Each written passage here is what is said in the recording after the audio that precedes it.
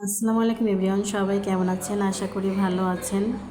আমি আপনাদের আজকে দেখাবো তাল কিভাবে ফ্রিজে সুন্দর করে টেকে গোলা তৈরি করে রাখতে হয়, সেটাই আমি আপনাদের সাথে আজকে শেয়ার করব।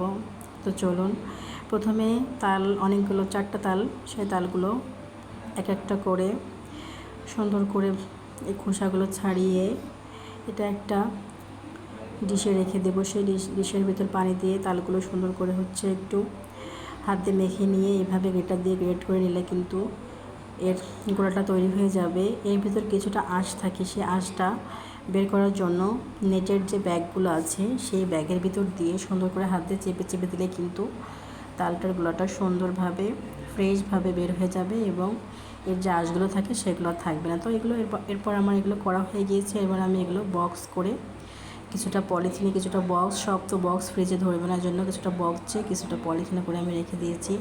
তো সেটাই আমি আপনাদের সাথে শেয়ার করলাম। আশা করি আপনাদের ভালো লেগেছে। সবাইকে অসংখ্য ধন্যবাদ ভিডিওটি দেখার জন্য। সবাই ভালো থাকবেন। আল্লাহ হাফেজ।